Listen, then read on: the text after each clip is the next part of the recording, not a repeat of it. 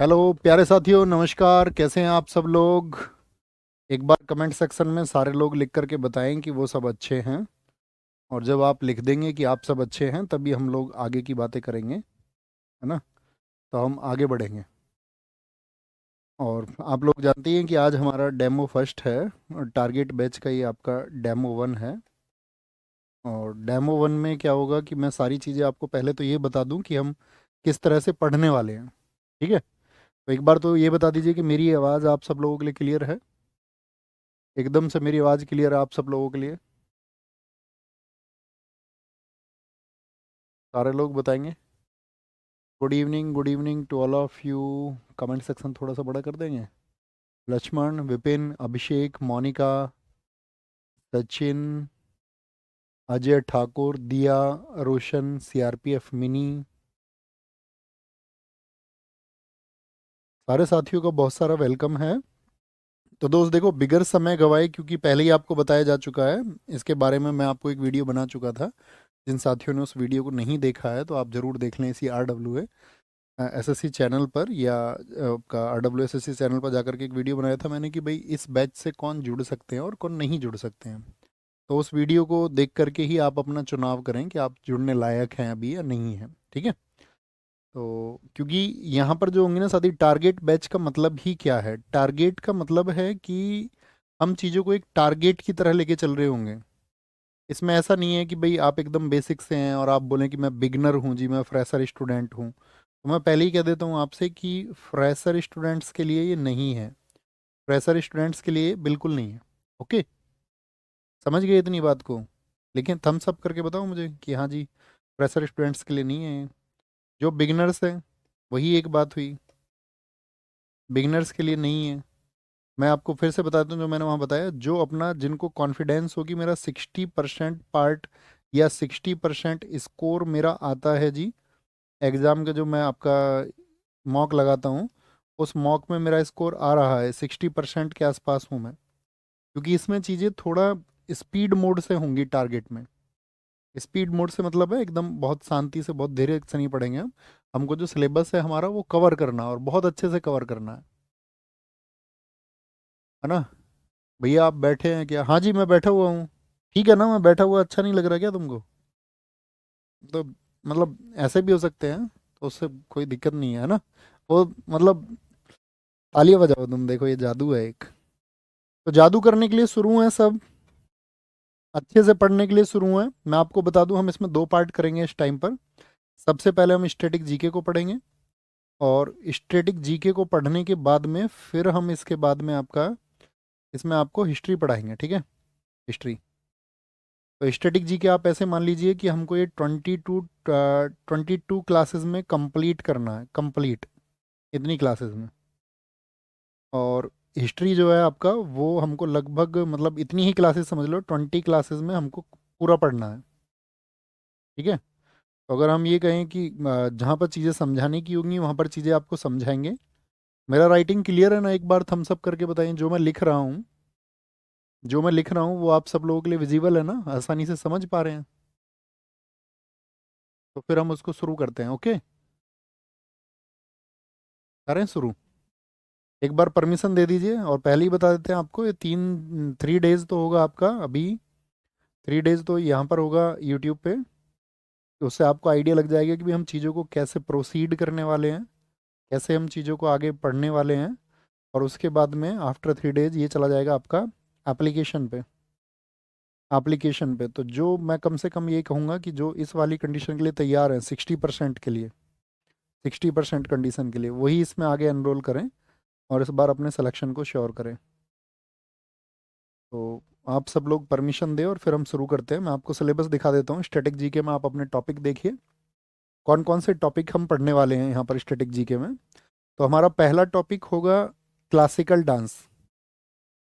Classical dance and classical dance artist, इसको हम दो क्लासेस में करेंगे। फर्स्ट क्लास में हम करेंगे आपका क्लासिकल डांस, दूसरी क्लास में हम करेंगे आपका classical dance artist. UNESCO site and Ramsar site, ये सारा हमको आपका थर्ड क्लास में कवर करना है। थर्ड क्लास हमारी इसकी होगी और उतना ही फिक्स क्लास होगा जितना मैं आपको बता रहा हूँ। जितना भी फेस्टिवल एंड सेलिब्रेशंस हैं इसको हम कवर करेंगे आपका 4th एंड 5th क्लास में। फोक डांस हम 6th एंड 7th क्लास में कवर करेंगे अपना। और जितना भी हमारा म्यूजिकल इंस्ट्रूमेंट्स है ये आपका, इसको हम कवर करेंगे आपका 8th 9th क्लास में। क्योंकि बुक्स एंड ऑथर्स एक बहुत बड़ा टॉपिक हो जाता है, और बहुत बड़ा टॉपिक हो जाता है तो इसका मतलब है ये हमारा होगा 10th 11th एंड 12th में। इसमें मैं फ़िल्टर करूँगा कुछ बुक्स जो बहुत इंपॉर्टेंट होंगे आपके एग्जाम पॉइंट ऑफ व्यू से, एकदम एग्जाम ओरिएंटेड लेके चलेंगे इसको। ओके, आप बस खुद से एक परमिशन करिए कि जब आप इन क्लासेस में जुड़े हुए हैं तो आपका फोकस सिर्फ क्लासेस पे होगा, या जो बातें मैं कर रहा हूँ सिर्फ उन बातों पर होगा, तो आप अपने सिलेक्शन को अचीव कर पाएंगे। अदरवाइज अगर आपका ध्यान किन्हीं और बातों में है तो फिर आपको कोई और रास्ता अपना लेना चाहिए, फिर आपको उन फेक प्रोमिस की तरफ जाना चाहिए। 13 14 15 क्लासेस में हम इसको पढ़ेंगे आपका, है ना, 3 क्लासेस में स्पोर्ट को। और आपका 16th भी, क्योंकि ये बड़ा टॉपिक होगा बहुत, इसमें बुक्स वगैरह सब स्पोर्ट्स का इसी में ले लेंगे। ओके, मंदिर और घराना ये हमारा एक क्लास होगा 17। भारत के पड़ोसी देश दिन और दिवस ये एक छोटा टॉपिक है, ठीक है, तो इसको हम 18th क्लास में करेंगे आपका। नेशनल पार्क आपका हम इसको 19th क्लास में करेंगे, 19th क्लास में। जितने भी ऑर्गेनाइजेशंस हैं क्या उसमें हमको महत्वपूर्ण पढ़ना है, 20th क्लास में करेंगे हम आपका। एंड 21 अवार्ड इसमें कर लेंगे, और मिसलेनियस में कुछ इंपॉर्टेंट होगा तो 22 क्लासेस का प्रोग्राम मैंने आपको बता दिया है। एक बार थम्स अप करके बताएंगे कि आप लोगों को प्रोग्राम समझ में आया कि किस तरह से हम प्रोसीड करने वाले हैं अपनी क्लासेस को। सारे लोग बताएं एक बार, तभी हम आगे बढ़ेंगे। ठीक है ठीक है ठीक है जी, प्रोसीड कर सकते हैं, प्रोसीड कर सकते हैं। ओके ओके ओके, ठीक है, तो भाई साहब शुरू करते हैं आज पहली क्लास का, हमारा फर्स्ट क्लास। आप लोगों को अब आइडिया रहेगा ना। और दूसरी चीज़ हम आपको बता देते हैं, जो साथी आपका इसमें ये रहेगा, कुछ ये सोचेंगे जी पीडीएफ हमको कैसे मिलेगा, तो पीडीएफ एक तो आपको एप्लीकेशन में मिलेगा, ठीक है, एप्लीकेशन में मिलेगा। और एप्लीकेशन में मैं आपको इसका प्री पीडीएफ डला दूंगा, क्योंकि स्टैटिक जीके का एक फिक्स सिलेबस होता है, ऐसा नहीं है कि बार बार कुछ अलग होगा। अगर हमको कुछ ऐड ऑन करना है उसमें तो वो हम करते रहेंगे, ठीक है। तो एप्लीकेशन में आपको प्री पीडीएफ मिल जाएगी इसकी।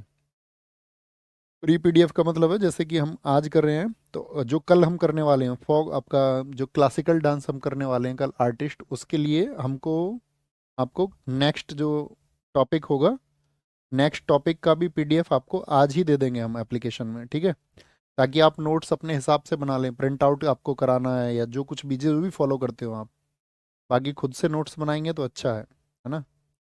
क्लियर है बात, शुरू करें, क्योंकि एक बार शुरू करेंगे फिर बातें नहीं करेंगे ना। तो आप यहाँ क्लास में कोई ऐसा होना चाहिए कि जिसको ये रहे कि भैया मुझको तो मोटिवेशन की ज़रूरत होगी, तो भैया फिर आपको यूट्यूब पे जाना होगा। यहाँ पर होगा only oriented program, only oriented program.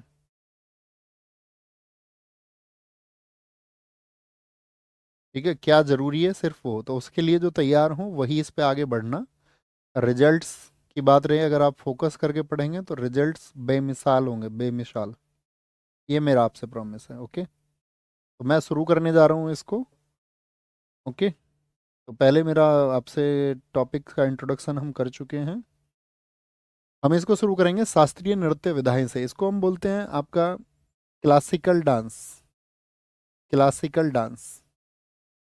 और क्लासिकल डांस से मतलब क्या होता है, जब हम किसी चीज़ को शास्त्रीय कह रहे हैं तो इस बात का क्या मतलब है।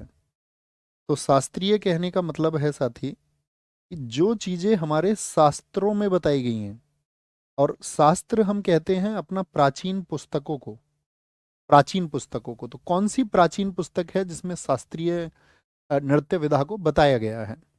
तो शास्त्रीय नृत्य के बारे में जानकारी भरत मुनि के नाट्य शास्त्र में मिलती है। यानी नाट्य शास्त्र जो बुक है वो आपका किसके द्वारा रिटन है, भरत मुनि के द्वारा, भरत मुनि ने उसको लिखा है। और आप लोग हिस्ट्री में पढ़ते होंगे कि हमारे यहाँ पर 4 वेद हैं, लेकिन जब हम आपका नृत्य विधा की बात करते हैं तो वहाँ उस सेक्टर में इसको 5वां वेद माना जाता है, 5th वेदास। तो किसको माना जाता है 5th वेदास, 5th वेदास माना जाता है आपका नाट्य शास्त्र को, ठीक है। नाट्य शास्त्र जो बुक है आपका वो संस्कृत में लिखा है, किस लैंग्वेज में लिखा है, वो संस्कृत में लिखा है, क्योंकि प्राचीन आप जानते हैं सभी भाषाओं की, जितनी भी लैंग्वेजेस हैं उन सबकी मदर क्या है, वो संस्कृत है। आदि जननी सभी भाषाओं की संस्कृत है। तो प्राचीन पुस्तकें अधिकतर संस्कृत में लिखी जाती थी। स्टैटिक जीके में आप देखोगे कई बार प्राचीन पुस्तकों के नाम लिख के पूछ लेगा आपसे कि किस भाषा में लिखी थी। शास्त्रीय नृत्यों की कुल संख्या 8 है। कितने क्लासिकल डांस हैं, फटाफट से बोले? 8 हैं। किसके अनुसार? जो हमारी कल्चरल मिनिस्ट्री है वो कहती है कि 9 है। और जो आपका संगीत नाटक अकादमी है, जो SNA है, SNA कहता है कि 8 है। तो एग्जाम में क्वेश्चन आएगा 9 क्लिक करके आना है कि 8 क्लिक करके आना है एग्जाम में, क्योंकि जो संगीत नाटक अकादमी कहेगा शास्त्रीय रूप से वह चीज़ ज़्यादा सही है क्लासिकली। संस्कृति मंत्रालय मानता है 9, लेकिन एग्जाम में 9 नहीं लिख के आना। तो संस्कृति जो कल्चरल मिनिस्ट्री अगर वो कह रहा है कि 9, तो 9th कौन सा होगा? तो 9th होगा छऊ। 9th कौन सा होगा? वो होगा छऊ। ठीक है। जो आपका SNA है वो कब इस्टेब्लिश हुआ था? SNA इस्टेब्लिश हुआ था आपका 28 जनवरी 1953। कहाँ पर? दिल्ली में। दिल्ली में। ठीक है। तो क्या क्वेश्चन मैंने आपको बताया, जरा फटाफट से बताएं। भाई डांस तो, नाचना तो सबको आता होगा। डांस अगर हम ये बात कर दें कि भैया यूपी में कौन सा डांस होता है, तो हम बोल देंगे रासलीला होता है। आप बोल दोगे भैया पंजाब में क्या होता है, पंजाब में गिद्दा होता है, पंजाब में गिद्दा होता है। हम आपसे बोल दें कि भैया हर स्टेट में अलग अलग डांस होता है, लेकिन क्लासिकल डांस का मतलब क्या होता है? क्लासिकल डांस का मतलब है कि जो सब जगह एक जैसे होंगे। ऐसा नहीं है जैसे कि आप डीजे पर डांस किया, आपने आपका जो मन किया वो स्टेप आपने कर दिया, है ना। कभी आप नाली में भी कूद गए, कभी आपका मन किया डीजे पे चढ़ गए, तुम दूल्हे की बग्गी पे चढ़ गए, ऐसा नहीं हो सकता। क्लासिकल का मतलब है कि जो स्टेप्स हैं, शास्त्रों में जो लिखा हुआ है, उसके लिए जो वर्णित है वही आपको अनुपालित करना होगा, उसी को फॉलो करना होगा, एज इट इज फॉलो करना होगा। तो समझ गए वो क्या है? वो शास्त्रीय नृत्य है। शास्त्रीय नृत्य है। तो शास्त्रीय नृत्य कितने होंगे फटाफट से बताएं? 8 होते हैं। 8 होते हैं, लेकिन किसके अनुसार? संगीत नाटक अकादमी के अनुसार। तो एक तो क्वेश्चन ये बनेगा कि कितने होते हैं? 8। अब जो नवा है वो था छऊ। छऊ को कौन मानता है? तो आप बोलोगे इसको मानता है आपका संस्कृति मंत्रालय, छऊ को। ओके। तो छऊ को अर्थशास्त्रीय नृत्य भी कहा जाता है। Chhau is also called semi classical dance. Semi classical dance. इसे यूनेस्को की अमूर्त सूची में 2010 में शामिल किया गया। इसके 3 प्रकार हैं। 3 प्रकार हैं। कौन कौन से? अमूर्त सूची कितना लोग समझते हैं? थम्स अप करके बताओ। अमूर्त, अमूर्त का मतलब क्या होता है? ये जो वर्ड है इंटेंजिबल, इसका मतलब क्या है? इंटेंजिबल होता है जो, या जिसको छू ना सकें, जिसको छू ना सकें, जिसको छू ना सकें। तो मुझे एक बात बताइए, आप किसी डांस को छू सकते हैं क्या? यस और नो? आप कहेंगे नहीं। जितने भी डांस हैं वो सब क्या होते हैं? इंटेंजिबल होते हैं, अमूर्त होते हैं। तो अगर हम आपको एक दिन पढ़ाएंगे अमूर्त में, अमूर्त जो है आपके इंटेंजिबल कल्चरल हेरिटेज बोलते हैं इनको, ICH। इंटेंजिबल कल्चरल हेरिटेज है कितना? टोटल 15। जैसे 15th है आपका गरबा। तो गरबा डांस को आप टच कर सकते हैं क्या? आप कहोगे नहीं टच कर सकते हैं। तो इसीलिए ये आपका छऊ अमूर्त में भी है। और जिनको टच कर सकते हैं उनको क्या बोलेंगे? उनको बोलते हैं मूर्त। वो होती है हमारी वर्ल्ड हेरिटेज साइट। जैसे ताजमहल है, आप ताजमहल को टच कर सकते हैं या नहीं कर सकते हैं? तो ताजमहल कैसा होगा आपका? तो आप कहेंगे ताजमहल भैया वर्ल्ड हेरिटेज साइट में जाएगा, जो हमारी 43 साइट है। कितनी साइट है हमारी जो वर्ल्ड हेरिटेज साइट है? विश्व विरासत स्थल कितने हैं हमारे? 43 हैं। और अमूर्त सांस्कृतिक विरासत, इंटेंजिबल कल्चरल हेरिटेज कितने हैं हमारे? वो 15 है। ये हम आगे चल के पढ़ेंगे। ठीक है। तो छऊ 3 तरह का होता है। मयूरभंज छऊ, सरायकेला छऊ, और आपका पुरुलिया छऊ। बहुत बार क्वेश्चन पूछा जाता है तो ऐसे याद रखना है। मयूर, मयूर किसको बोलते हैं? देखिए मोर को। मोर क्या उड़ जाता है? नहीं उड़ जाता। तो उड़ से उड़ीसा, मयूर। और मोर से क्या बनेगा? उड़, उड़ माने उड़ीसा बन जाएगा। ठीक है। सरायकेला छऊ और आपका झारखंड बन जाएगा। राय देने वाले लोग 1000 मिलेंगे जिंदगी में, 1000। आपको एनालिसिस करना, आपको एनालिटिक होना पड़ेगा कि क्या चुनना है क्या नहीं। पश्चिम बंगाल, बंगाल को हम हमेशा बोलेंगे बंगला। आप बंगला खरीदने जाओगे तो आधा बंगला खरीदोगे या पूरा लोगे बंगला? तो पूरा लिया क्या? बंगला। तो ये 3 छऊ है आपका। 3 छऊ याद रख लेना। छऊ कितने प्रकार का हुआ? 3 प्रकार का। क्लासिकल डांस की बात करें, क्लासिकल डांस होते हैं आपका कितना? 9। इसके अनुसार बताएं फटाफट से, 9 कौन कहता है? तो आपका कल्चरल मिनिस्ट्री कहता है। लेकिन आपका संगीत नाटक अकादमी के अनुसार 8 होगा। तो कौन कौन सा 8 होता है? भरतनाट्यम, ओडिसी, मणिपुरी, कुचिपुड़ी, कथक, कथकली, मोहिनी अट्टम एंड सत्रिया। अब आपसे पूछेंगे कि भरतनाट्यम कहाँ का है? तो आप कहेंगे तमिलनाडु। ओडिसी कहाँ का है? ओडिशा। मणिपुरी मणिपुर। कुचिपुड़ी आंध्र प्रदेश। कथक उत्तर प्रदेश। कथकली केरल। मोहिनीअट्टम केरल। सत्रिया असम का है। अब देखो क्वेश्चन कैसे पूछेगा। एक वो डांस ढूंढिए, ऐसा कौन सा स्टेट है जिसमें 2 क्लासिकल डांस है? ऐसा कौन सा स्टेट है जिसमें 2 क्लासिकल डांस है? केरल। केरल में। ओके, तो ये याद रखना है, सबसे इंपॉर्टेंट। अभी बताएंगे सारी चीजें। सबसे पुराना कौन सा है? तो वो भरतनाट्यम है। कितना पुराना है? 2000 ईयर्स पुराना है। 2000 ईयर्स पुराना। कितना पुराना है? 2000 वर्ष पुराना है। ओडिसी कॉमन सेंस ओडिशा का है। मणिपुरी मणिपुर का है। कुचिपुड़ी, देखो कच्ची कौन खाएगा? जिसको आंखों से दिखता हो तो खाने से रहा। तो आंध्र प्रदेश को याद रख लो, अंधा आदमी ही कच्ची खा सकता है। कथक थकता नहीं है उत्तर प्रदेश का आदमी। ठीक है, डायलॉग देता रहता है कुछ ना कुछ। कथकली, जहां कहीं पर भी आपको पूरी स्टैटिक जीके में कली और अट्टम दिखेगा तो हम उसको लिंक अप करेंगे केरल से। इससे लिंक अप करेंगे केरल से। सत्रिया, सत्रिया आपका है आसाम का। भरतनाट्यम, इसको याद रख लो। भरत किससे मिले थे? भगवान श्री राम से उनका मिलन हुआ था, नहीं हुआ था मिलन? तो भरतनाट्यम तमिलनाडु। Tamil Nadu, got it? बताओ एक बार फटाफट से, इतना समझ में आया अभी तक की बात में? हमने बताया भरतनाट्यम सबसे पुराना है और सत्रिया सबसे नया है। सबसे नया, सबसे नया मतलब है कि ये सन 2000 में जुड़ा था, लेकिन ये 500 वर्ष पुराना है। 500 ईयर्स ओल्ड है। छऊ को हम आपको बता चुके हैं 3 जगह। वेस्ट बंगाल, बताओ वेस्ट बंगाल में कौन सा छऊ होता है?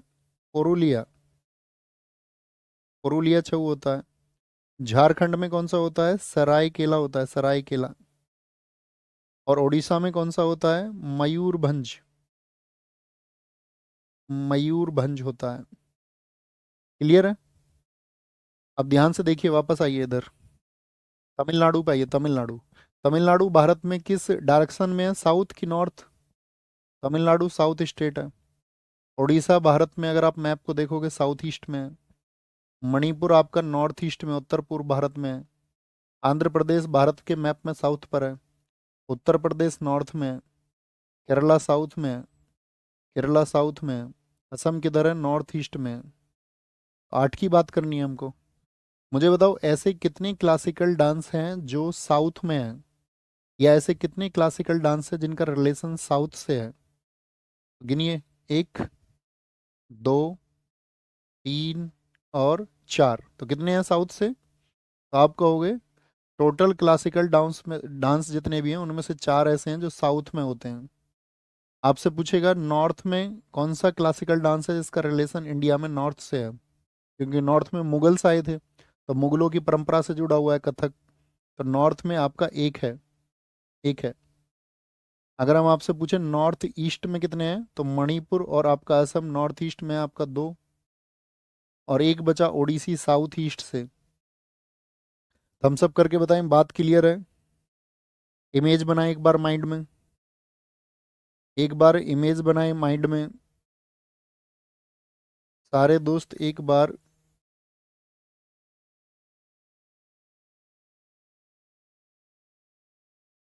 एक बार एक इमेज बनाएंगे सारे दोस्त।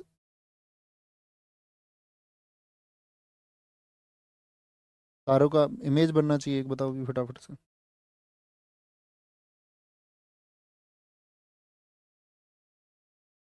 बड़ा बेकार नक्शा बनाया यार, इस पे मैं पहली बार लगा रहा हूँ ना, हाथ सेट नहीं बैठ रहा है। चलो कोई नहीं। तुम ये बताओ मुझे, इसमें मार्क करके बताओ एक बार। मार्क करके बताओ सारे लोग कहाँ कहाँ पर है। तो नॉर्थ में कौन सा था, बोलो फटाफट से। नॉर्थ उत्तर प्रदेश में कौन सा था, आपको नाम बोलना है। कथक है। नॉर्थ ईस्ट में दो थे, कौन कौन से, एक तो मणिपुरी था। मणिपुरी था। अभी मैं आपको मतलब आगे बढ़ना है या आपको रिवाइज करना है, ये चीज़ें मैं बार बार रिवाइज नहीं कराऊंगा, ये है ना, कॉमन चीज़ें हैं ये, तो मैं बस जनरल बता रहा हूँ कि आपको प्रैक्टिस ऐसे करनी है क्योंकि डेमो है। तो ऐसे खाली पेज पे एक बार प्रैक्टिस करना। कौन कहाँ पर है, नॉर्थ ईस्ट है इधर, मणिपुरी है, और आपका कौन सा है, सत्रिया है। सत्रिया है। साउथ ईस्ट में कौन सा है आपका, साउथ ईस्ट में, तो साउथ ईस्ट में आप कहोगे यहाँ पर है ओडिसी। ओडिसी यार, पेन टैप पर भी ठीक लिख लेता हूँ मैं, बिना प्रैक्टिस के लिख रहा हूँ, देख लो तुम पहली बार। अच्छा मुझे बताओ साउथ में कौन कौन से होंगे। केरल में हो गए आपका दो, कौन कौन से हैं केरल में। केरल में एक तो कथकली बताया मैंने आपको, कथकली, और एक क्या बताया आपको, मोहिनी अट्टम। मोहिनी अट्टम, ठीक है। तमिलनाडु में कौन सा होगा बताओ, तमिलनाडु में, फटाफट से बोलो, तमिलनाडु में कौन सा होगा, भरतनाट्यम होगा। क्या हो जाएगा, भरतनाट्यम हो जाएगा। अब एक बचा, वो तुमको बताना है कौन सा बचा हुआ है। एक बचा वो तुमको बताना है। तो साउथ में चार बताए थे, तो आंध्र प्रदेश में कौन सा हो जाएगा, कुचिपुड़ी हो जाएगा, कुचिपुड़ी। कुचिपुड़ी। बढ़े हैं आगे। एग्जाम में बहुत क्वेश्चन बनते हैं यहाँ से, ये तो बेसिक क्वेश्चन हुआ। अब इन सबका ऑपरेशन करते हैं एक एक करके, है ना, फटाफट से। अब बताओ मुझे भरतनाट्यम कहाँ का था, भरतनाट्यम कहाँ पर मैंने आपको बताया था ये भरतनाट्यम। टैब तो बदतमीज है यार। हाँ भाग गया है कह सके। ये बताओ, ये भरतनाट्यम जो है आपका कहाँ का है, तमिलनाडु का है, तमिलनाडु। इसका पुराना नाम था सादिर, इसका भरतनाट्यम का। इसको बोलते थे दासियट्टम, क्योंकि इसको पहले करती थी दासियां, और अग्नि के चारों तरफ घूम घूम के करती थी, अग्नि जला करके। इसके बारे में हमको दो बुक से पता चलता है, एक तो शिल्पादिकारम और एक अभिनय दर्पण, ठीक है। देखो शिल्पादिकारम जो बुक है, इसके जो राइटर है उसका नाम है इलिंगो अदिगल। जब हम आपको बुक्स बताएंगे तो बताएंगे यहाँ पर क्या प्रेम कहानी है ये, इलिंगो अदिगल, ठीक है। अभिनय दर्पण जो है, ये इसके जो राइटर का नाम है वो है नंदिकेश्वर। नंदिकेश्वर। नंदिकेश्वर, ओके। तो यहाँ पे लिखा हुआ है ये मंदिरों को समर्पित है, किसको, it is dedicated to temples. शैव धर्म के विचारों की प्रस्तुति। अब जो मैं महत्वपूर्ण मार्क करूँ उसको इंपॉर्टेंट याद रखना, एग्जाम तक भूलना नहीं है, ठीक है। मंदिरों को समर्पित है, ये बात याद रख लेना। ये सादिर है, ये भरतनाट्यम में है, इसको वापस से रिकॉल करेंगे हमेशा। मैंने कहा ना ये फिक्स स्टेप से शुरू होगा, फिक्स स्टेप से, ओके। शैव धर्म के विचारों की प्रस्तुति है। शैव धर्म का मतलब क्या होता है, शैव धर्म, शैव धर्म का मतलब होता है जो लोग भगवान शिव को मानने वाले लोग हैं, जैसे भगवान विष्णु को मानने वाले को हम बोलते हैं वैष्णव। नृत्य का आरंभ किससे होगा, आला रिपू से होगा। आला रिपू क्या है, ये फर्स्ट स्टेप है। तो पूछेगा what is the first step of Bharatanatyam, तो क्या होगा, आला रिपू होगा। लास्ट कोई बता सकता है। इसमें छह भाग शामिल हैं, एक कहानी की तरह पढ़िए। आला रिपू, जाति स्वरम, शब्दम, वर्णम, पदम और तिल्लाना।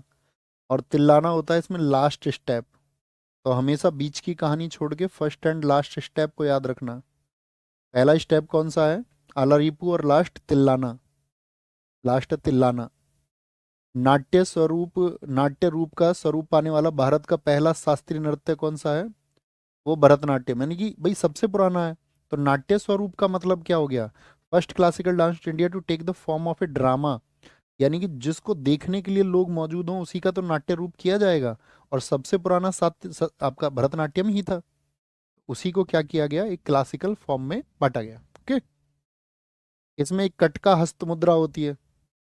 कटका हस्त मुद्रा मतलब कि हाथ को ऐसे बना के कुछ, मतलब मैं तो नहीं बना सकता क्योंकि I am not expert of Bharatanatyam. Kataka hasta mudra जो होती है उसमें आपका तीन उंगलियों को जोड़ के ओम का प्रतीक बनाया जाता है। तो ओम किस में है, अब ऐसे याद रखना है, ओम कहाँ पर चलता है, इंडिया में चलता है कि पाकिस्तान में कि नेपाल में। ओम चलता है भारत में, भारत से याद रख लो, भारत। ओम साइन कभी भी पूछे, कटका हस्त मुद्रा पूछे। नृत्य का अंत तिल्लाना पर होता है, ये बता चुके। नट्टूवार भरतनाट्यम का टीचर होता है जो भरतनाट्यम सिखाता है। जैसे तुम में से किसी को आता हो तो वो देख सकता है। नट्टूवार भरतनाट्यम में कविता पाठ करता है। ये क्या बोलेगा उसमें? पोयम को बोलता है। भाई डांस के लिए म्यूजिक तो चाहिए, बिना ताल के नाच लोगे क्या तुम? बताओ। बिना ताल के नाच सकते हो क्या तुम? आप कहोगे नहीं डांस नहीं कर सकते। तो बिन म्यूजिक इसमें कविता ये पढ़ेगा, और धुन के लिए कर्नाटक संगीत का प्रयोग होता है। देखो, म्यूजिक जो है ना इंडिया में, म्यूजिक ये दो तरह का होता है म्यूजिक। एक म्यूजिक होता है नॉर्थ इंडिया में, और एक म्यूजिक होता है आपका साउथ इंडिया में। नॉर्थ इंडिया में जो म्यूजिक होता है उसको बोलते हैं हिंदुस्तानी म्यूजिक। क्या बोलते हैं उसको? हिंदुस्तानी म्यूजिक। और साउथ इंडिया में जो म्यूजिक होता है उसको बोलते हैं कर्नाटिक म्यूजिक। कर्नाटक म्यूजिक यानी कर्नाटक संगीत उसको कहा जाता है, कर्नाटक संगीत। ओके। तो धुन के लिए कौन सा संगीत का प्रयोग होगा? तो साउथ का कोई भी क्लासिकल डांस हो तो उन सभी में अगर साउथ में कर्नाटक संगीत होता है तो साउथ के किसी में क्या होगा? कर्नाटक संगीत होगा। और एक अकेला कलाकार जो है विभिन्न भूमिकाओं को दर्शाता है, इसलिए इसको बोलते हैं एक करता है, एक अकार्य लास्यांग, एक ही व्यक्ति द्वारा सारी परफॉर्मेंस की जाती है। इसको क्या बोलते हैं? एकाहार्य, एक। तो भारत क्या है? भारत में ओम का साइन है, ठीक है। और भारत क्या है? एक है। तो एक एक वाला एकाहार्य कहाँ से है? भरतनाट्यम से। ठीक है। भरतनाट्यम डांस की कुछ शैली हैं, साथ ही आपका स्टाइल है। जैसे कला क्षेत्र है, वजुवुर है, और कला मंडलम है। ये किसकी? ये तीन स्टाइल हैं। किसकी स्टाइल है ये तीनों? भरतनाट्यम की। जैसा अभी मैंने आपको बताया, भारतीय संगीत के दो भाग होते हैं, they are the two part of Indian music. North India में होता है हिंदुस्तानी, और साउथ इंडिया में क्या होता है? कर्नाटक म्यूजिक। और इस डांस में आपका मृदंगम, ये म्यूजिकल इंस्ट्रूमेंट है। जो तुम्हारे घर में ढोलक होगी, ये ढोलक के जैसा ही है। देखिए तुम्हारे घर में गीत गाए जाते होंगे ना शादी पे, वही है ये। वीणा, जो आपने माँ सरस्वती जी के चित्रों में देखी होगी। बांसुरी, भगवान श्री कृष्ण के पास में, है ना, ये सब देख रखा है आपने। तो भरतनाट्यम पर ब्रिटिश सरकार ने 1910 में बैन लगा दिया। क्यों लगा दिया जी बैन? क्योंकि मंदिरों में क्या करते थे, जो आपका मैंने बताया ना दासी एट्टम, तो दासी प्रथा थी बहुत। देवदासी, देवदासी में क्या होता था, बहुत सारे घरों में, अपने असमर्थ घरों में भी अपनी लड़कियों को मंदिरों को आपका जो है समर्पित कर देते थे। अब मंदिरों को समर्पित कर दिया तो वहां से एक तो धन का लालच होता था मंदिरों में, और जो आपका गरीब घरों की बच्चियां होती थी वो सामाजिक प्रथाओं के दमन के चलते हुए उनको भी मंदिर में भेज दिया जाता था। तो वहां पर बहुत सारे लोग उनका शोषण भी करते थे, एक्सप्लॉइटेशन भी उनका बहुत होता था। तो ये देशदासी प्रथा थी, और ब्रिटिश सरकार ने जब इसको देखा तो इस पर 1910 में रोक लगाया। हालांकि भारत की आज़ादी के बाद में इसको फिर से शुरू कर दिया गया नेहरू जी के समय पर। भरतनाट्यम किस स्टेट का था? तमिलनाडु। तो वहाँ के चिदम्बरम मंदिर के, तमिलनाडु के गोपुरम पर स्थित है। गोपुरम का मतलब है मंदिर का जो स्ट्रक्चर है, ठीक है, उसमें ऊपर की तरफ जो भाग है, तो वहाँ गोपुरम पर ये स्थित है चिदम्बरम आपका मंदिर के। कौन? भरतनाट्यम। तो क्या क्वेश्चन बनेगा यहाँ से? एक बार रिपीट कर लेते हैं इसको फटाफट से स्पीड मोड पे। भरतनाट्यम क्या समझे? भरतनाट्यम से बताइए। सादिर, दासी अट्टम, दासी इसको करती थी। अग्नि नृत्य, अग्नि के चारों ओर। जानकारी शिल्पाधिकारम और अभिनय दर्पण से। ठीक है। इसको मंदिरों में ही होता था, कॉमन सी बात हो गई। भगवान शैव के विचारक हैं। और आपका नृत्यकारम आलारीपू से खत्म किस पर होगा? तिल्लाना पर होगा। बीच के स्टेप भूल जाओ। ठीक है। नाट्य स्वरूप इसी को मिला क्योंकि सबसे पुराना है, तो कॉमन सेंस है। ओम का प्रतीक भरतनाट्यम में, नृत्य का तिल्लाना पर। नट्टूवार क्या होगा? कविता पाठ करता। म्यूजिक कौन सा होगा? कर्नाटक संगीत होगा। शैली तीन है, कला क्षेत्र, वजुवुर, कलामंडलम। क्वेश्चन बनेगा निम्नलिखित में से कौन सा भरतनाट्यम का स्टाइल नहीं है? इन तीन के अलावा कोई एक नाम लिख के देगा आपको। उत्तर भारत में कौन सा म्यूजिक होता है? दक्षिण में कौन सा होता है? कहाँ पर इसको पता चलता है हमको? मंदिर से, चिदम्बरम से। ओडिसी, ओडिसी बताइए कहाँ का है? ऐसे कोई दिक्कत तो नहीं हो रही ना? पूरा फोकस बन रहा होगा ना बोर्ड पे? मेरे हिसाब से तो पूरे शरीर पे मैं घूमता रहता हूँ उधर कैमरे के सामने, मैं नाचूं आपके इधर से उधर, तो उससे कहीं ज़्यादा अच्छा है। कोई इशू नहीं है ना? कोई इशू तो नहीं है ना? ओडिसी, ओडिसी कहाँ का है? उड़ीसा का है, उड़ीसा का है, उड़ीसा, उड़ीसा का है। पैन सर थोड़ा नहीं, पैन तो यार काफ़ी है। क्या मोटा क्या पतला है इसमें? इसमें क्या मोटा पतला होगा? जितना बड़ा फॉन्ट उसमें लिखा हुआ है उतना ही दिख रहा है। फॉन्ट थोड़ा सा बढ़ाएंगे, अभी देखना। ये वाला फॉन्ट ठीक है। ए और बी, उसी को चुन लेंगे फिर। ए और बी। ए और बी एकदम बेस्ट है सर ऐसे। सब ओके है। हाँ, आपका ध्यान ना बोर्ड पे होना चाहिए। आपका ध्यान पढ़ने पे होना चाहिए, मेरी शकल का कुछ नहीं करना है तुम्हें। ओके। गर्दन तो दिख रही है ना मेरी। पेट देख के क्या करोगे, मेरा चेहरा दिख रहा है ना तुम्हें। Okay okay okay.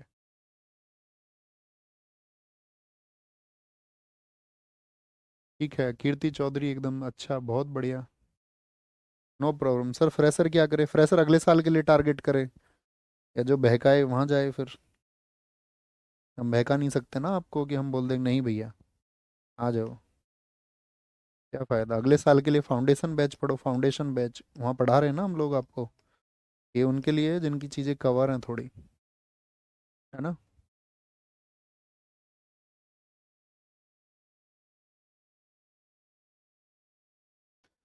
Odissi. Odissi गुरु पंकज चरण दास को ओडिसी नृत्य का जनक कहते हैं। जनक देखो, जरूरी नहीं है हर डांस का जनक हो, कुछ शास्त्रों में ऐसे ही वर्णित थे तो उससे आए तो उनको बोलेंगे, फिर बाकी कहाँ से आए। तो बाकी आए हैं आपका कहाँ से, कौन सी बुक से पता चलता है हमको बाकी सभी का। आप बोलोगे वो पांचवा वेद किसको कहते हैं, नाट्य शास्त्र भरत मुनि, वहां से पता चलता है। तो गुरु पंकज चरण दास को ओडिसी नृत्य का जनक कहा जाता है। तो यहाँ पे देखो एक वर्ड पकड़ना कल तक के लिए, चरण। अब आप पक्षी हैं कि इंसान है, तो इंसान को तो अपने चरणों से, पैरों से ही उड़ान भरनी पड़ती है। ओके। तो जितने भी चरण नाम के व्यक्ति होंगे वो सब ओडिसी से रिलेट करते हैं। ठीक है, काली चरण हो चाहे आपका केलू चरण हो, चाहे जिनमें चरण आ गया, ये भगवान कृष्ण से संबंधित है। मुझे बताओ जरा फटाफट से कि जो भरतनाट्यम था वो किससे संबंधित था। अगर आप फोकस से पढ़ रहे थे तो तुरंत बता दोगे, और इधर उधर की बातों में लगोगे तो कुछ नहीं है, कुछ हासिल नहीं होगा। भरतनाट्यम किससे था, शैव से संबंधित था, शैव से। यह नृत्य शैली भगवान जगन्नाथ की पूजा यात्रा से संबंधित है, क्योंकि उड़ीसा में ही होती है ना भगवान जगन्नाथ की पूजा यात्रा, ये हम आपको फेस्टिवल्स में बताएंगे। यह त्रिभंग मुद्रा में कहा जाता है, त्रिभंग मुद्रा में। मतलब हर डांस की अपनी स्टाइल है। ये जो यहाँ पे खड़ी हुई हैं दीदी, इनको ये त्रिभंग मुद्रा में डांस कर रही हैं। जयंतिका एक आई, उन्होंने कहा नहीं त्रिभंग नहीं, पांच भागी है। ये कभी नहीं पूछा जाएगा। तो ओडिसी गुरु पंकज चरण दास। ठीक है, पंकज चरण दास। इसको कई जगह ओडिसी की जगह आप जानते हैं डैको कहीं कहीं रै कह दिया जाता है, तो ओरिली कह देते हैं, ओरिली। इसकी शुरुआत मंगलाचरण से। और भरतनाट्यम की शुरुआत कहाँ से हुई थी, आला रिपू से। उसका अंत हुआ था तिल्लाना पर, और इसका अंत होगा मोक्ष पर। इस पर, मोक्ष पर इसका अंत होता है। मंगलाचरण में पृथ्वी माता को पुष्प अर्पित किए जाते हैं, यानी कि उनको फ्लावर्स देते हैं। और मोक्ष पे एक स्टेप होता है थारिजम, थारिजम। ठीक है। पखावज अक्षरों का प्रयोग, पखावज भी ढोलक की तरह ही होता है साथी, ढोलक की तरह। पखावज अक्षरों का प्रयोग इस नृत्य को समाप्त करने के लिए किया जाता है। इस नृत्य के जो एग्जाम्पल है वो उदयगिरी और खंडगिरी की केव्स से मिलते हैं। ये केव्स कहाँ पर हैं, उड़ीसा में। एसएससी बहुत बार पूछता है कि ये कहाँ पर है आपका, उदयगिरी और खंडगिरी की। जैसे बाघ गुफाएं मैं आपसे पूछूं, है ना, मैं आपको ये कराऊंगा स्टैटिक जी के में, सारे गुफा वगैरह सब, हिल स्टेशन वगैरह सब, ये हम विविध में पढ़ेंगे, विविध में। ठीक है बॉस, घबराना नहीं है। मुख्यतः महरियों द्वारा किया जाने वाला नृत्य है। महारियों वहाँ की कम्युनिटी है। ठीक है। उड़ीसा में कौन करता है इसको, महारी करते हैं, महरी। नृत्यांगनाएं शरीर से जटिल ज्यामितीय पैटर्न बनाती हैं। तो ज्यामितीय पैटर्न को क्या बोलते हैं, सचल मूर्ति। जो त्रिभंग मुद्रा भी होता है, पांच पांच तरह का भी होता है। यह नृत्य जल तत्व का प्रतीक है, जल। तो इसको माना गया है आपका किसका, वाटर एलिमेंट का साइन, जल तत्व का। ये बहुत इंपॉर्टेंट है, कई बार पूछ लेता है। जैसे उसमें आपका भरतनाट्यम में कौन सा एलिमेंट है आपका, अग्नि तत्व है, वहां पर कौन सा है, भरतनाट्यम में तत्व कौन सा था, एलिमेंट कौन सा था, अग्नि था। और यहाँ पर है जल तत्व। ठीक है। तो देखने योग्य है इसमें तीन चार पांच बातें ही हैं ओडिसी में जो आपको याद रखनी है। इसके फादर साहब पंकज चरण दास भगवान कृष्ण से संबंधित है, ये हमको आगे चल के याद हो ही जाएगा कि जगन्नाथ पूजा आपका उड़ीसा में होती है। ओरिलीस को कहा जाता है, इसकी शुरुआत मंगलाचरण से होती है और अंत मोक्ष पर होता है। ठीक है। ये पूछ ले से आपका जो अर्थ को, आपका जो फ्लावर्स आपका डिवोट किए जाते हैं तो वो कौन से टाइप होता है, तो मंगलाचरण होता है। इसके बारे में जानकारी कहाँ से, उदयगिरी खंडगिरी की गुफाओं से। दोनों क्लियर हैं, थम्स अप करके बताएं। दोनों क्लियर हैं, क्योंकि देखो ऐसा होगा ना, मैं आपको चीज़ें डिलीवर करूंगा और इसके बाद में एक रिवीजन आपको लगा के आना है। और रिवीजन के लिए आपको मिलेगा Saturday and Sunday. Saturday Sunday में एक रिवीजन करा लो, और पीडीएफ आपको सारा दे ही देंगे ताकि आपका एफर्ट ना लगे अपनी तरफ से। और बनाओ तो शॉर्ट नोट्स बना लेना। मणिपुरी, ये किससे संबंधित है? मणिपुरी होता कहाँ पर है बताओ, किस डायरेक्शन में है मणिपुरी? साउथ में है, नॉर्थ में है, कि नॉर्थ ईस्ट में है, या नॉर्थ ईस्ट में होता है? तो ये वैष्णव, वैष्णव का मतलब है भगवान विष्णु के जितने भी उपासक हैं, जो उनकी पूजा करने वाले लोग हैं। और भगवान विष्णु के ही तो आपका अवतार है भगवान श्री कृष्ण। इसमें भगवान श्री कृष्ण के बाल्यकाल की कहानियां दर्शाई जाती हैं। कैसे याद रखोगे भगवान श्री कृष्ण के बाल्यकाल की कहानियां किसमें है? तो जब हम बच्चे थे तो हमको मणि की कहानी सुनाई जाती थी कि एक नाग रहता है, उसके पास में एक मणि है, इच्छाधारी नाग है। वो सुबह सुबह के टाइम आता है, वो उसमें रखता है उस मणि को, इच्छाधारी को। अगर तुम्हें वो मिल गई तो तुम्हारी सारी चीजें पूरी हो जाएंगी, सारी विशेष पूरी हो जाएंगी। सुनी है ऐसी कोई कहानी फर्जी तुमने भी? हमें बहुत फर्जी कहानी सुनाई गई है लोगों के द्वारा। बताएंगे जी एक बार, कोई इशू? तो मणिपुरी कहाँ का था? मणिपुर का था। मणिपुर का था, और नॉर्थ ईस्ट में होता है। कहाँ पर? नॉर्थ ईस्ट में होता है। सर बेसिक से पढ़ाओ, बच्चा बता दिया ना, बेसिक से नहीं होंगी क्लासेस। आपके लिए नहीं है ये, फ्रेशर्स के लिए नहीं है ये, जो बच्चे एक बार पढ़ चुके हैं उन चीज़ों को, उनके लिए है ये। जो उन चीज़ों की समझ रखते हैं थोड़ी बहुत, उनके लिए है ये। फ्रेशर बच्चे के लिए नहीं है। रिक्वेस्टिंग टू यू, आपको अभी फाउंडेशन करना चाहिए, अगले साल के लिए टारगेट करो। भगवान श्री श्री कृष्ण के बाल्यकाल की कहानियां इसमें दर्शाई जाती हैं। इसकी तीन प्रमुख शैली हैं। जैसे भरतनाट्यम की भी कितनी शैली थी आपका? तीन प्रमुख शैली थी। वहां पर थी वजूपुर थी आपका, यहाँ पर लाई हरोबा, संकीर्तन, और रासलीला। रासलीला। अब देखो हम पूरी स्टैटिक जीके में आपको मणि को बोलेंगे डायमंड। मैं आपसे पूछूंगा मणि क्या है, तो आप कहना डायमंड। डायमंड। ठीक है। अब आपसे जैसे पूछे लाई हरोबा का जो रिलेशन है वो किससे है, तो वो मणिपुरी से है। तो कोई भी मणि को अपने साथ लाएगी या नहीं लाएगी, या छोड़ के आ जाएगी अपने घर, डायमंड को अपने साथ लाएगी। चाहे कीर्तन में भी जाए या कहीं भी जाए, चाहे रासलीला के लिए जाए, लेकिन डायमंड को तो अपने साथ ले जाएगी, कभी कोई उसको चुरा ना ले। तो लाई हरोबा, संकीर्तन और रासलीला मणिपुरी से। एंड रियली सॉरी, कहीं कहीं पर अगर हम आपका कहीं पर फनी होते हैं, हालांकि हम मर्यादाओं का ध्यान रखते हैं हमेशा, लेकिन कभी कभी हमसे मजाक में भूलवश, होगा नहीं ऐसा पहली बात तो हम उसके लिए आपका एडवांस में आपसे सॉरी बोलते हैं और माफ़ी मांगते हैं उस बात के लिए ना। ऐसा कभी होगा नहीं, हम हमेशा मर्यादाएं हम उसमें रखेंगे। मणिपुरी नृत्य रासलीला को पहली बार 1700, मणिपुरी नृत्य रासलीला, इस रासलीला की बात कर रहा है, रासलीला को पहली बार 1779 में निंगथो चिंगथांग कोबा ने शुरू किया था। एक तो इसकी स्टाइल्स बहुत इंपॉर्टेंट है। ओके। जवाहरलाल नेहरू मणिपुरी नृत्य अकादमी, ये किससे है? मणिपुरी की एक अकेडमी है, जो कहाँ पर है? मणिपुरी, आपका मणिपुर में ही होगी। इसमें पैना वाद्य यंत्र का प्रयोग होता है, पैना। तो पैना म्यूजिकल इंस्ट्रूमेंट किस डांस में यूज होता है? देखो मणि जो होती है, मणि का आपने देखा होगा कई बार, डायमंड की शेप ऐसी होती है नहीं होती? तो आप कहेंगे हाँ जी होती है कई बार। तो डायमंड कैसा होता है? पैना होता है, शार्प। शार्प होता है, नहीं होता, पैना होता है। ठीक है। इसमें नट गायन का प्रयोग किया जाता है। डांस, म्यूजिकल इंस्ट्रूमेंट यानी वाद्य यंत्र बजाना और गाना गाना एक ही व्यक्ति करता है, यानी सारी एक्टिविटीज एक ही पर्सन के द्वारा हो रही हैं। और इसे पंग चोलोम नहीं, पुंग चोलोम कहा जाता है। क्या बोलते हैं इसको? पुंग चोलोम, पुंग चोलोम। इसमें ड्रम का उपयोग किया जाता है, ये बहुत इंपॉर्टेंट है। तो सारी एक्टिविटीज जो करेगा उसको क्या बोलेंगे? पुंग चोलोम। अब देखो कहीं भी याद रख लेना, जो चोलोम रूट वर्ड है ये आपका मणिपुरी के लिए ही होगा। जागोई और चोलोम, ये मणिपुरी के दो भाग हैं। जागोई, देखो जिसके पास मणि है वो जागा रहेगा नहीं रहेगा? डायमंड जिसके पास, उसे चिंता रहेगी ना डायमंड कोई चुरा तो नहीं लेगा। ठीक है। चोलेम को तुम याद कर लेना। इसमें 64 ताल होती हैं, 64 locks are used in this. तालों का मतलब ये वो ताले नहीं है, 64 लॉक्स नहीं होगा, 64 ये स्टेप्स की बात कर रहा है। नागबंद मुद्रा, तो मणि किसके पास, कहानी तुमने सुनी थी बचपन में, मणि किसके पास होती है, नाग के पास में होती है, बंधे बंधी रहती है नाग से। इसमें शरीर 8 के आकार के वक्रों से माध्यम से जुड़ा होता है, मतलब शरीर को 8 के आकार के वक्रों के माध्यम से जुड़ा होता है। इसमें कलाकार बेलनाकार स्कर्ट पहनते हैं, उसको यूटीआई कहते हैं। क्या बोलते हैं, यूटीआई। इसमें कलाकार कहीं भी दर्शकों से सीधे आंख नहीं मिलाता है, तो क्वेश्चन यही बन जाएगा, आंख क्यों नहीं मिला रहा है, उसको पता है आंख से आंख मिलेंगी तो फिर तो भैया ये कल को मणि पर नजर डाल लेगा, और मणि पर नजर डालेगा तो फिर तो लॉस हो जाएगा, क्योंकि उसके पास मणि है, वो आंख ही नहीं मिलाती किसी से, या आंख नहीं मिलाती, ओके ऐसे याद रख लो, उसको अपने डायमंड का खतरा है।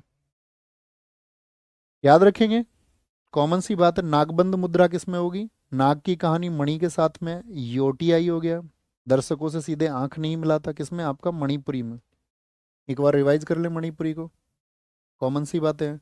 वैष्णव संप्रदाय, ठीक है, और ऐसे याद रख लो ना यार, देखो मणि को और भी अच्छे से याद रखें। भगवान श्री कृष्ण, एक आपका नाग के सिर पे पैर रख दिया था उन्होंने, नहीं रखा था, बताओ उस नाग का क्या नाम था। जब वो अपने साथियों की कंदुक लेने, कंदुक का मतलब गेंद लेने के लिए तालाब में गए थे नीचे, तो नीचे कौन सा नाग था, शेष नाग। तो भगवान श्री कृष्ण का संबंध है शेष नाग से, नाग से, और नाग के पास है मणि। सारी चीजों को अपने आप में आप एक निचोड़ बना लोगे। मणिपुरी भगवान श्री कृष्ण के बचपन की कहानी, मणि नाग के पास है, नागबंद मुद्रा है, मणि को वो अपने साथ लाई, हरोबा, संकीर्तन, रासलीला। देखो जरूरी नहीं है कि चीजें आपको ट्रिक से ही याद होंगी, ट्रिक एक हेल्पिंग नेचर के लिए होती है, कि आपको थोड़ा सा हेल्प मिल पाए, हेल्प मिल पाए, है ना। रासलीला, राधा और कृष्ण, वो हेल्प आपको मिल पा रही है या नहीं, एक बार एक्सप्रेस करें, चीजों को लिंक अप कर पा रहे हैं या नहीं कर पा रहे हैं। लिंक अप कर पा रहे हैं भैया, वो मेरे पास पहुंचे फिर हम उसको आ गए। शेषनाग भैया, शेषनाग, बहुत बढ़िया। भैया कालिया नाग था। हाँ कोई भी नाग सही यार, शेष नाग हो या विशेष नाग हो, उससे क्या फर्क पड़ता है, बात है कि नाग है। चलो,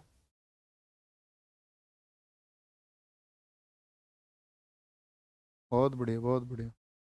भैया माता के ऊपर तो सब लोग बोलते हैं, क्या लिख रहे हैं आप, वही की अच्छी बात है, लेकिन सर आपसे उम्मीद करता हूँ आप पिताजी के ऊपर भी एक बुक लॉन्च करोगे, नहीं करेंगे, बताओ। क्या चॉइस है। आप दूसरे दिशा में बात करोगे, यहाँ पर आएंगे कुचिपुड़ी, कुचिपुड़ी बोलो भाई फटाफट से। कुचिपुड़ी, कुचिपुड़ी कहाँ का है बताओ फटाफट से, कुचिपुड़ी, मैंने क्या कहा, कुचिपुड़ी खाएगा अंधा, आंध्र प्रदेश का, आंध्र प्रदेश का, याद है। हाँ जी, कहाँ का है ये, आंध्र प्रदेश।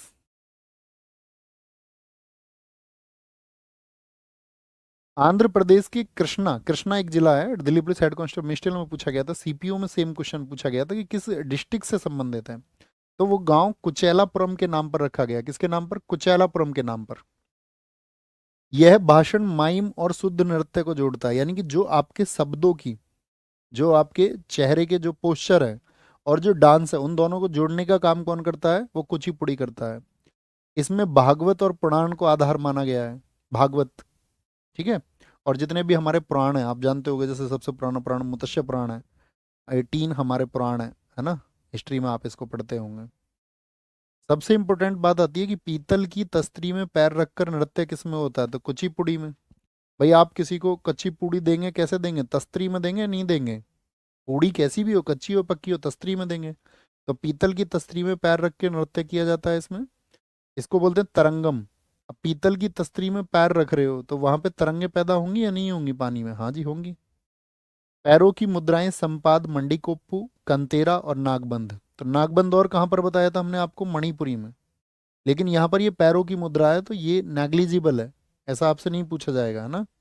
पैरों की मुद्राओं से क्वेश्चन, क्वेश्चन पूछा जाएगा कि तरंगम का संबंध किससे है, तो तरंगम, तस्त्री और कुचिपुड़ी, तीनों को लिंक करके रखिए। कर्नाटक संगीत तो होगा ही होगा, कुचिपुड़ी साउथ का है कि नॉर्थ का है, आप बताइए। सारे लोग बताएं, कुचिपुड़ी आपका नॉर्थ का है कि साउथ का है? सारे लोग आंसर करें। हाँ, कालिया नाग था, ठीक है। कालिया नाग हम इसलिए नाम नहीं ले रहे थे किसी को बुरा लग जाए। किसको किस बात पे बुरा लग जाए, आजकल लोगों का ईगो बड़ा उल्टा सीधा है। बोलो जी, इसमें कर्नाटक संगीत पेश होता है, बहुत बढ़िया, साउथ का है, तो कॉमन सी बात हो गई है। तो वाक, मूक अभिनय और शुद्ध नृत्य के संयोजन को जोड़ने वाला, मैंने बोला ना, वाक, वाक का मतलब क्या होता है, जैसे एक्सप्रेशन होता है, एक्सप्रेशन, स्पीच। या आप चुप भी रह सकते हैं, या आपने आप भी डांस करते होगे, बहुत सारे लोग देखे होंगे तुमने, मुंह खोल के गाना भी गाते हैं और डांस भी करते हैं। बहुत सारे चुप, बस स्टेप पे ध्यान रहता है। तो ये शुद्ध नृत्य के संयोजन को, अभी मैंने बताया ना, माइम को जोड़ता है। यहाँ देखिए, यही तो बात थी, माइम को शुद्ध नृत्य से कौन जोड़ता है? सिद्धेंद्र योगी को कुचिपुड़ी का आदि गुरु माना जाता है, कौन है? योगी जी। योगी जी तो कच्ची पूड़ी खाते हैं, उन्हें तो कोई मतलब भी नहीं है ना, बहुत ज्यादा सुख सुविधाओं से। सही में? हाँ भैया, सच में, हाँ भैया। सिद्धेंद्र योगी को कुचिपुड़ी का आदि गुरु माना जाता है। इन्होंने भामाकल्पम नाटक की रचना की, जो कुचिपुड़ी पर आधारित है। भामाकल्पम, बताओ फटाफट से। नर्तकों को क्या बोलते हैं यहाँ पर? भागवतालु कहा जाता है, भागवतालु। और ये किस पर आधारित है? भागवत पर ही आधारित है, पुराण पर आधारित है, तो भागवत आलू। तो आलू वर्ड आ गया, आलू। आलू को ही पकड़ लो। कुचिपुड़ी, कच्ची पूड़ी है तो उसमें क्या है, आलू होगा नहीं होगा? हाँ जी, अच्छा, भागवत आलू शब्द का संबंध किससे है? भैया वो कुचिपुड़ी से है। किससे? कुचिपुड़ी से है। 16 कद या पत्ताक्षर, इस नृत्य भाग में शरीर की हरकतें शामिल हैं, 16 कद। ठीक है, शरीर क्या बोलेंगे, नृत्य भाग में शरीर, जो आपका मूवमेंट होता है बॉडी का, जो स्टेप्स हैं। कावुत्तम, इसमें व्यापक कलाईबाजी या हवाई करतब शामिल है, करतब, कावुत्तम, एक जैसे वर्ड है।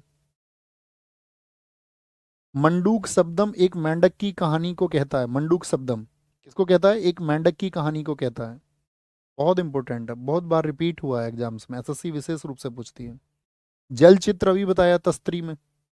इसमें कलाकार अपने पैर के अंगूठे से सतह पर चित्र बनाता, पैर के अंगूठे से। आप भी अपने पैर के अंगूठे को चलाओ, मूवमेंट करिए, कहीं तुम सो तो नहीं गए हो। पुरुष कलाकारों की पोशाक को बगलबंदी कहते हैं। और अभी हमने बताई थी आपको यूटीआई, यूटीआई कहाँ पर थी बताना? मणिपुर में। पुरुष क्या बोलोगे, जो आपका मेल आर्टिस्ट होते हैं, उनकी जो ड्रेस है उसको बोलते हैं आपका बगलबंदी। तो कुचिपुड़ी, क्या कच्ची पूड़ी कौन बनाती है? बगल में जो बंदी रहती है, बगल में, वही बनाती है कच्ची पूड़ी। बगल वाली का नाम लगा दो सब चीजों पे, है ना। क्या बताया हमने आपको? कुचिपुड़ी को देखिए, बहुत कॉमन सी चीज है इसमें। कुचिपुड़ी आंध्र प्रदेश का है, माइम और शुद्ध नृत्य को जोड़ता है। पुराण इसका आधार है, भागवत, और इसीलिए इसके करने वाले को क्या बोलते हैं? भागवतालु। पीतल की तस्त्री में होगा, और यहीं पे क्या बोलेंगे उसको हम? मंडूक नाम से जुड़ा हुआ है, मेंढक नाम से जुड़ा हुआ है। जल चित्र, जिसमें अंगूठे में चित्र बनाया जाता है, जल चित्रम इसी का है। कहाँ पर? तस्त्री से है। तस्त्री में ही कच्ची पूड़ी है, याद रख लेना। कुछ भी रिलेट करें, कर लोगे उसको। इसमें कर्नाटक संगीत होता है, कॉमन सी बात है, वही है। इसके आदि गुरु कौन है? सिद्धेंद्र योगी, जिन्होंने नाटक कौन सा लिखा है? भामाकल्पम। नर्तकों को भागवतालु कहा जाता है। 16 का, ये तुमको रिवाइज करना होगा, मैं भी बता देता हूँ, कभी तुम सोचो नहीं भैया तुम तो हमको बार बार रिवाइज करते रहोगे, हम डिलीवर करेंगे आपको। आपको बस एक प्रॉमिस लिख के दिखाना है कि भैया हाँ, हम उसको अच्छे से रिवाइज करेंगे। और स्टैटिक जीके का मतलब ही क्या होता है? इसमें कोई प्रोसेस नहीं होता है, ये हिस्ट्री नहीं है कि हम आपको विस्तार से समझाएं कुछ। ये पॉलिटी नहीं है। स्टैटिक का मतलब जितना आप ट्रिक से उसको रट सकते हो, फनी वे में, अच्छे से, जितना तुम उसको रट लो, स्टैटिक का मतलब ही ये है। ठीक है। क्लास कितनी देर होगा डेली? 1.30 आवर होगा। 1.5 घंटे का क्लास होगा वो, कभी सवा घंटे, कभी जरूरत होगी तो 1 घंटे 35 मिनट, है ना। याद रहेगा? ये क्लियर है अभी तक का जो हमने पढ़ा है? एक बार जब आप पढ़ेंगे तो याद हो जाएगा। कथक बताइए कहाँ पर होता था? कथक, तो कथक होता है आपका यूपी में, यानी कि नॉर्थ इंडिया में। कथी, इसको बोलते हैं, कथा शब्द से बना है। कथा, कथा समझते हो ना, स्टोरी। तो इसका अन्य नाम होता है नटवरी और कथाकारों का नृत्य। यह राधा कृष्ण की कथाओं पर आधारित है। घुंघरू और चक्कर, यहाँ देखिए पैरों को, दीदी के पैरों को देखिए। घुंघरू और चक्कर इस नृत्य की प्रमुख विशेषताएं। चक्कर में लेके दिखाऊं क्या तुमको? तुमने देखा है कोई कोई चक्कर पे चक्कर लिए चली जाती है, चक्कर पे चक्कर, एकदम चक्कर पे चक्कर, है ना, घूमे घूमे चली जाती है। थोड़ी देर बाद तुम भी घूमे होगे तो ऐसा लगता है धरती घूम रही है थोड़ी देर बाद। किसी का हाथ पकड़ के घूमना तुम ऐसे, मतलब तुम्हारी शादी हो जाए तब। एक कहानी सुनाने के लिए इस नृत्य का प्रयोग होता है। कहानी, अब क्या बोलेंगे उसको, बोलते हैं पढ़ंत। अब भाई कहानी किसको याद होगी, जो पढ़ंतू है, पढ़ने वाला, उसी को याद होगा। तो एक कहानी सुनाने के लिए इस नृत्य का प्रयोग होता है, नृत्य का प्रयोग होता है, उसको बोलते हैं कथक। कथक नृत्य की वेशभूषा अनारकली या लंबी कमीज चूड़ीदार के साथ में होती है। ड्रेस है, ये नहीं पूछी जाएगी। यहाँ पर आपसे बनेगा नटवरी किसको कहते हैं, नटवरी। कहानी सुनाने के लिए पढ़ंत शब्द का प्रयोग किस आपका क्लासिकल डांस से है। यह नृत्य लखनऊ घराना, जयपुर घराना, बनारस घराना और रायगढ़ घराना शैली में किया जाता है। अब एक वर्ड आया घराना, तो देखिए आप, आज जैसे आप देखते होंगे भारत में तबला वादक हैं, बहुत सारे लोग तबला बजाते हैं, बहुत सारे लोग फ्लूट बांसुरी बजाते हैं, बहुत सारे लोग आपका सहनाई फ्लेगोट बजाते हैं। तो आप कहोगे कि उन सबको किसी ने सिखाया होगा, इन सब के गुरु रहे होंगे, ठीक है। तो इन्होंने, गुरु ने भी सीखा होगा। तो एक सेंटर होता है हर किसी का, तबला का, किसी म्यूजिक का। तो जहां से उसकी शुरुआत होती है, जहां से उसका ओरिजिन होता है, उसको बोलते हैं घराना। घराना क्लियर है ना, थम्स अप करके बताएं मुझे। घराना क्लियर है ना, घराना किसको कहते हैं, एक बार थम्स अप करके बताएं। भैया हरिप्रसाद चौरसिया बांसुरी से संबंधित है, बिल्लू बदमाश कह रहे हैं। बिल्लू बदमाश तो होशियार है। बताओ जी, बात क्लियर है। घराना क्या होगा, एक सेंटर जहां से ओरिजिन होगा किसी भी एक आर्ट का, विधा का। ये घराने किससे हैं, ये कथक से संबंधित हैं। कथक अपनी पहचान खो चुका था। कथक दरअसल में क्या है, कथक आपका मुगलों ने इसका, क्योंकि उत्तर प्रदेश की तरफ मुगल रहे, तो मुगलों द्वारा सपोर्टेड है, मुगलों द्वारा समर्थित। पूछा जाता मुगलों ने किस एक डांस को आपका सपोर्ट किया, सपोर्टेड बाय मुगल्स, वो कौन सा है, वो कथक है, क्योंकि ये नॉर्थ में था, यूपी में वही थे, आगरा वगैरह में। तो कथक की वो बाद में फिर मुगल्स चले गए, ब्रिटिशियर्स आ गए, आपको पता होगा 1857 के बाद में। तो कथक की शास्त्रीय शैली को 20वीं शताब्दी में लेडी शीला सोखे द्वारा, लेडी लीला सोखे द्वारा रिवाइव किया गया, नहीं तो ये अपनी पहचान खो चुका था। रिक्वेस्टिंग टू यू, मैं आपके साथ ही हाथ जोड़ता हूँ, अतिरिक्त बातें कभी मत किया करो। मैं आपसे हमेशा कहता हूँ, एक दिन जब आप अपने सिलेक्शन को प्राप्त नहीं कर पाएंगे तो आप अकेले बंद कमरे में रोएंगे, और इस दुनिया में आपके आंसू समझने वाला कोई नहीं होगा, नो वन। इसका कारण क्या होता है कि जब हमको अपनी पूरी एनर्जी जहाँ पर लगानी होती है, फोकस करना होता है, तो हम उस टाइम पे कुछ और कर रहे होते हैं, हमारे दिमाग में और चीज़ें चल रही होती हैं। अभी आपको बुक पूछना है, ये पूछना है, बुक साथ ही आपका, आपको उसके लिए मैं वीडियो बना चुका हूँ, एक ही सेगमेंट के लिए बार बार नहीं बोलेंगे। इसी चैनल पर वीडियो है, आप उसको देखिए, यहाँ ना कीजिए बात, प्लीज़ रिक्वेस्ट। यहाँ पे सिर्फ पढ़ने वाले बच्चे रहें जिनको पढ़ना है। इसके प्रमुख विषय वैष्णववाद से जुड़े हैं, रिक्वेस्टिंग टू यू अगेन। इसका वर्तमान स्वरूप मुगल परंपरा पर आधारित है, किससे, मुगलों से। तो मुगलों याद रखेंगे आप, नॉर्थ में थे। मुगल कहाँ याद रखोगे, नॉर्थ में थे। तो कथक कहाँ का है, यूपी का है। कथक से याद रखना है, इसको बोलते हैं डांस ऑफ स्टोरी टेलर्स, कथाकारों का नृत्य है, कथाकारों का नृत्य, ठीक है। और घराने जो भी हैं आपका, लखनऊ कहाँ पर है, यूपी में है, तो यूपी में कौन सा डांस है, कथक है। जयपुर कहाँ का है, राजस्थान का, तो नॉर्थ में ही है जयपुर भी। बनारस कहाँ है, यूपी में, तो वो भी नॉर्थ में है। रायगढ़, ठीक है ना, ये सब नॉर्थ के हैं। अब आते हैं कथकली पर। कथकली कहाँ का बताया था मैंने, क्या बताया था आपको, फिर से मैं बता देता हूँ दोस्त एक बार। कथकली और एक और था यहाँ का, बताओ, वो दूसरा आपको बताना है। फटाफट से बताया करो, कुछ रिलेवेंट सोचा करो, रिलेवेंट। जीएस में अपनी कमांड बनाने का सबसे अच्छा तरीका यही है। तो आप क्या बोलोगे भैया, अट्टम, अट्टम, कथकली और मोहिनी अट्टम। तो ये केरल में है, पुरुषों द्वारा किया जाता है, किसके द्वारा, पुरुषों द्वारा। रामायण, मतलब इसमें जो ये बनता है ना, जो भी वेशभूषा होगी वो पुरुष की होगी। रामायण महाभारत इसके आधार हैं, कोई एक कहानी ले लेंगे। जैसे जब मैं केरल गया तो मैंने थिएटर में जाके देखा इसको, कुट्टम पालम में। तो एक बना हुआ था आपका भीम, है ना, क्या बना हुआ था, भीम। और भीम, एक दूसरा था जरासंध। एक इसमें हीरो होता है, एक विलेन होता है। तो रामायण महाभारत इसके आधार हैं, कोई भी एक कहानी उठा लेगा, एक हीरो एक विलेन। तो हीरो जो होता है उसको बोलते हैं पाचा, हीरो को क्या कहा जाता है, पाचा। और जो विलेन है उसको कहा जाता है कथी।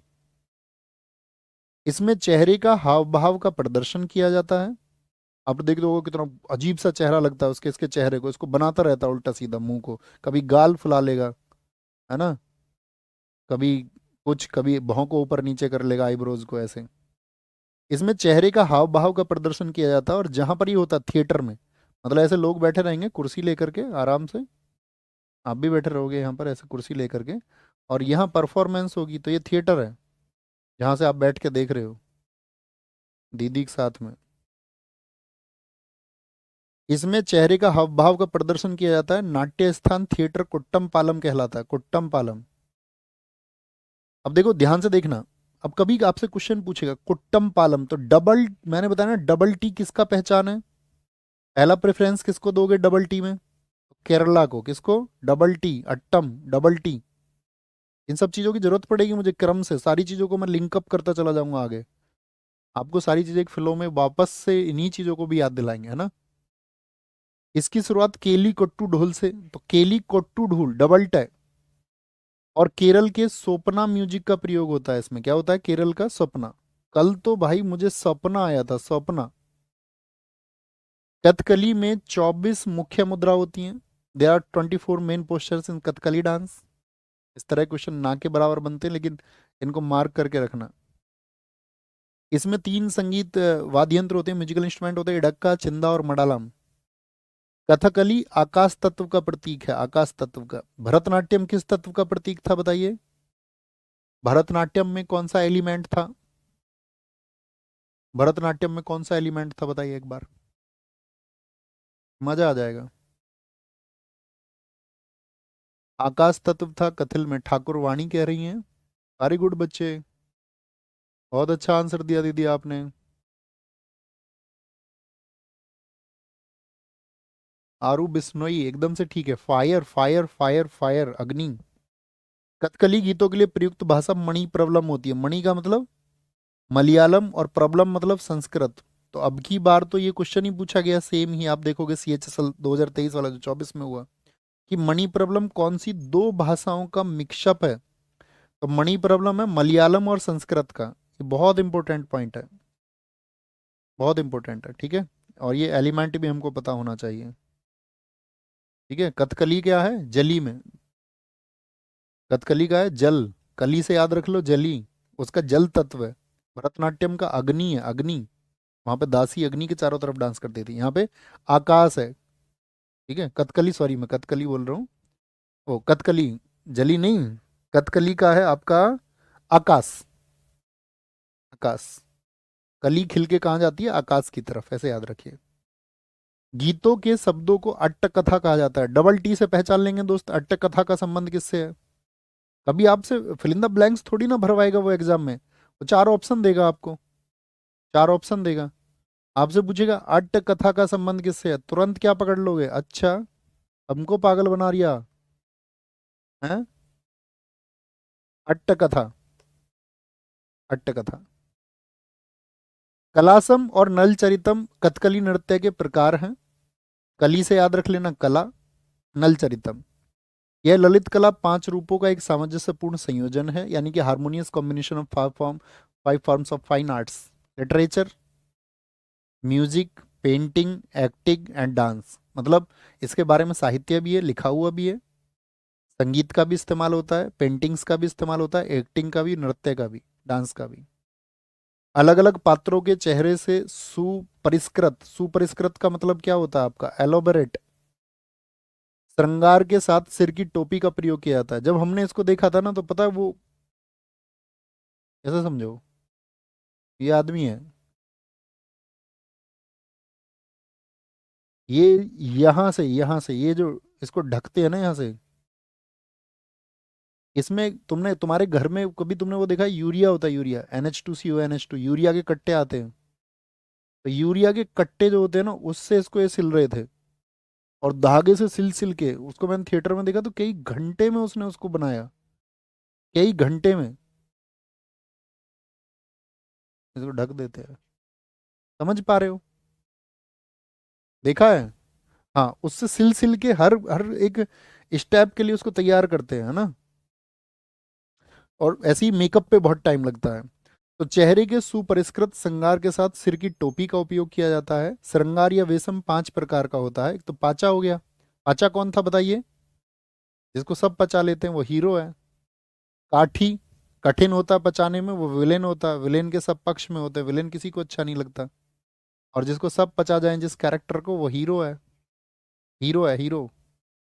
फिर थर्डी, कारी और मिनक्कू, ये अलग अलग कैरेक्टर होते हैं। अब इसमें जो मेकअप होता है, हरा रंग, ग्रीन कलर किसका है? देवताओं का। भाई देवता आएंगे हरियाली में। नाक की बगल में लाल धब्बा, जैसे ये धब्बा हो गया, ये चेहरा है, ये इसकी नाक है, इसके बराबर में यहाँ जो धब्बा है, ये राजसी गौरव को दर्शाता है। किसको? राजसी गौरव को। ठीक है, राजसी गौरव को, यानी कि रॉयल प्राइड। अच्छा है, दाग अच्छा है। राजसी। बुराई और दुष्टता, काला रंग तो हमेशा, ब्लैक तो किसको दर्शाता है? आपका नेगेटिविटी को। बुराई और दुष्टता को दर्शाएगा, नेगेटिविटी को दर्शाएगा ना ब्लैक कलर, बताइए।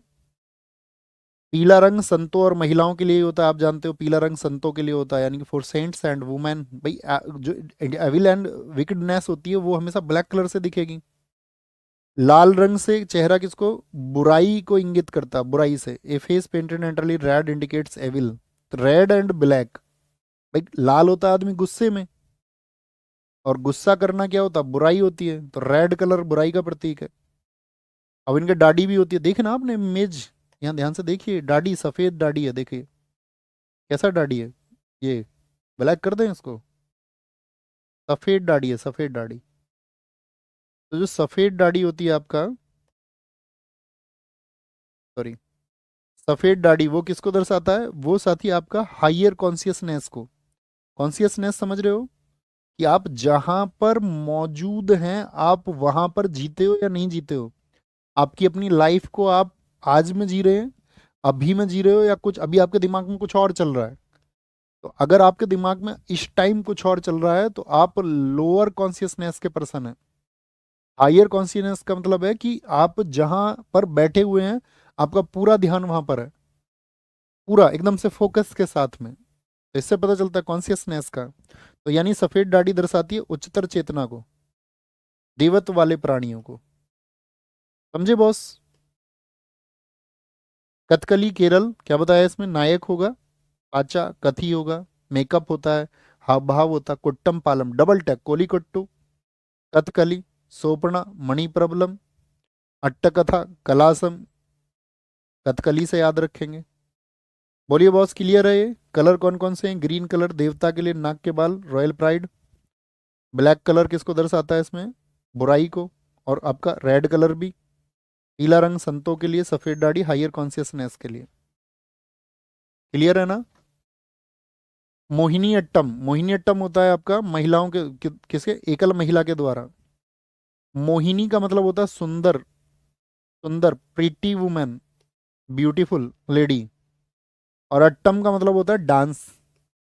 तो बताइए भगवान विष्णु ने किसका रूप धरा था? मोहिनी का रूप धर लिया था? नहीं, भस्मासुर का अंत करने के लिए वो जिसके ऊपर हाथ रख देता था उसी को जला देता था। तो उन्होंने क्या किया कि डांस में ऐसा स्टेप बना दिया कि अपने ऊपर ही हाथ रख लिया उसने, और खुद भस्म हो गया। तो इसको बोलते हैं, इसीलिए नीचे वाली लाइन देखो, सबसे पहले जादूगरनी का नृत्य बोलते हैं, क्योंकि भगवान विष्णु ने जादू कर दिया उसके ऊपर। और भगवान विष्णु ने स्त्रीण रूप, स्त्रीण रूप मतलब फेमिनाइन फॉर्म, फेमिनाइन फॉर्म का मतलब क्या? वो स्त्री का रूप धरा था उन्होंने, मोहिनी का। नहीं तो सारे देवता परेशान थे।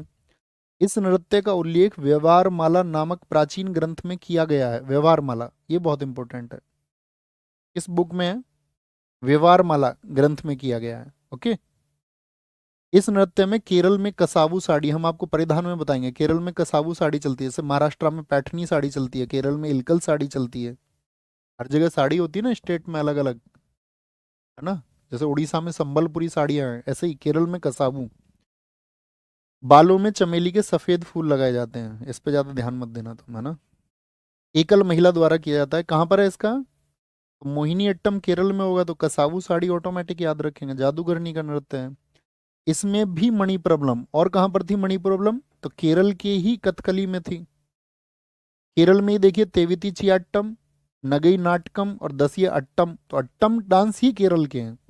कभी क्वेश्चन नहीं पूछा, पूछा दसिया अट्टम का संबंध किससे है, तो केरला का देगा विकल्प। तो ध्यान रखना है इसको। अब ये दसी अट्टम है, दासी अट्टम मत कर लेना। दासी अट्टम होते ही दासी हो जाएंगे कहाँ पर, भरतनाट्यम में। ठीक है, बात क्लियर है। अब आते हैं आज के लास्ट वन, सत्रिया पर। सत्रिया कहाँ का था बताइए? असम का था, असम का। इसको 2000 में शामिल किया गया, यानी इससे पहले 7 क्लासिकल डांस थे। यही तो बात हुई। तो 8th को कब आपका एडमिट किया गया इसको? इसको इंक्लूड किया गया सन 2000 में, यानी आज से लगभग 25 साल पहले। 25 साल पहले, है ना। पहले नहीं होता था, पहले 7 होते थे। 2000 से कितने हो गए? 8 हो गए। इसकी खोज लगभग 500 वर्ष पूर्व हुई। और इसके संस्थापक जो है वो श्रीमद शंकरदेव है। एसएससी का कोई एग्जाम ऐसा नहीं जिसमें आपके में भी इस बार पूछेगा, हम फॉर श्योर कह सकते हैं, है ना। संस्थापक कौन थे? श्रीमद शंकरदेव। तो ये कहाँ का है? असम का। तो असम में आपका वैष्णव मठों में इसकी खोज हुई है। सत्रिया को अंकिया नाट के प्रदर्शन के लिए लाया गया। अंकिया नाट एक नाटक है, या हम कहें कि एक आपका फॉक डांस है। इसको हम फॉक डांस के टाइम पे ट्रिक से याद कर लेंगे। तो सत्रिया जो आया वो अंकिया नाट को परफॉर्म करने के लिए लाया गया। जब इस डांस को मतलब कोई मेल करे तो भांगी, और जब स्त्री करे तो सीमंगी कहलाता है, सीमंगी। और त्योहारों पर यह डांस फोकोट, यानी कि भोकोट क्या बोलेंगे इसको, पुरुष जितने भी आपका मेल जो बैगर्स यानी कि आपका मॉन्क्स होते हैं उनके द्वारा किया जाता है। एक तो इंपॉर्टेंट बात यह है कि जब पुरुष करे तो भांगी, ठीक है, और जब स्त्री करे तो सीमंगी। यानी स्त्री को तो ऐसे ही भी याद रख लेंगे, सास सास से सीमंगी। भांगी, पुरुष ऐसे नाचता है जैसे कि उसने भांग पी ली हो, है ना, भांग के जैसा। सॉरी। इसमें बोरगीत संगीत का प्रयोग होता है। किसका? बोरगीत का। आज शाम तो बोर हो गए यार सब। आज शाम बोरगीत संगीत। नृत्य का बहाना, बहाना बना लो। कोई बोर हो गए हैं सब लोग, बहाना बना लो, आज शाम कहीं बाहर चलाते हैं, आज शाम कहीं बाहर चलते हैं, यही करते हैं ना सब, भावना। आज बहाना बना लो, आज शाम कहीं बाहर चलते हैं, आज शाम। असम से याद रखो। बोर हो रहे हैं, आज शाम बाहर कहीं बाहर चलते हैं। नृत्य का बहाना भाग भगवान कृष्ण की कहानियों पर। और इसी में होता है एक माटी अखोरा। माटी अखोरा, अखोरा का मतलब समझते हैं? अखाड़ा। जैसे कुश्ती के लिए होता है ना अखाड़ा, मिट्टी का अखाड़ा। तो ये भी सत्रिया में है। ऐसे याद रहो, आज शाम बोर हो रहे हैं यार, कोई बहाना बना लो, आज मिट्टी में अखाड़ा ही जोड़ते हैं। इसका अर्थ होता है मिट्टी पर व्यायाम करना। It means exercising on the soil. Soil, समझे इस बात को? बोलो जी एक बार। सत्रिया कब शामिल हुआ? 2000 में। और सबसे नया यही हो जाएगा, क्या बोलोगे? क्योंकि भाई जब 2000 में शामिल हुआ, इससे पहले 7 थे, तो सबसे नया यही होगा ना। सबसे नया classical dance, newest classical dance, newest classical dance. बात क्लियर है? बात क्लियर है? सारे लोग बताएं, बात क्लियर हो गई इतनी? कल का हमारा टॉपिक रहेगा क्लासिकल डांस आर्टिस्ट। वहां पर हमको ज़्यादा ट्रिक्स की ज़रूरत होगी, क्योंकि हमको आर्टिस्ट को मैच करना है। उनके नाम हमको मिलाने हैं। लगभग कितने याद करेंगे? कुछ एफर्ट आप लगाएंगे, कुछ एफर्ट मैं लगाऊंगा। ये नेक्स्ट टॉपिक है, पीडीएफ आपको मिल जाएगी, नोट्स आपको मिल जाएंगे, तो आप अपने समय अनुसार उनको बनाते रहना। नेक्स्ट टॉपिक्स मैं आपको बता चुका हूँ, है ना, कि नेक्स्ट टॉपिक होगा, टॉपिक्स नहीं। Okay, bye bye, take care. तो कल के टॉपिक के लिए तैयार रहना, कल पढ़ेंगे, एक नया टॉपिक होगा। उम्मीद करेंगे आपको समझ में आया होगा। आपको एक क्वेश्चन देते हैं जिसका आंसर आपको देना है, देखेंगे कितने लोगों ने ध्यान से इसको पढ़ा था। मुझे बताना, आप लोगों को बताना है, नागबंध मुद्रा का संबंध किस क्लासिकल डांस से है? नागबंध मुद्रा का संबंध किस क्लासिकल डांस से है? नागबंध मुद्रा, ये नागबंध स्टाइल इज रिलेटेड टू किस क्लासिकल डांस से उसका संबंध है, आपको बताना है। ठीक है, अभी नहीं, वीडियो के बाद में आंसर करना है। तो उम्मीद करेंगे कक्षा कैसी लगी, अगर आपने ध्यान दिया होगा, जिन साथियों ने पहले पढ़ रखा होगा। मैं फिर से बता देता हूँ साथी, आप सब लोगों की थोड़ी सी एक्सपर्टीज की ज़रूरत है। अगर आप 60% अपना मॉक में स्कोर कर रहे थे, तभी इसकी तरफ बढ़े आगे। या आज की कक्षा से आपको लगा होगा नहीं, स्पीड ठीक है, मैं साथ में चल सकता हूँ, कोई दिक्कत नहीं है, तो ही आप उसमें आगे बढ़ें, और बाकी आप अपने विवेक के साथ में डिसीजन लें। कोई जल्दबाजी की ज़रूरत नहीं है। अगर आप आपकी चीज़ें अभी तैयार नहीं है तो नेक्स्ट ईयर का टारगेट बनाएं। संयम से हमेशा अच्छी चीज़ें मिलती हैं ना। अब ये मत सोचना कि मैं जल्दबाजी करके कुछ प्राप्त कर लूँगा, किसी को नहीं होता। समय पे जब आप उसके योग्य हो जाएंगे तो आपको खुद मिलेगा। बाय बाय, टेक केयर, जय हिंद, जय भारत। मिलते हैं साथ ही आपका कल। Take care.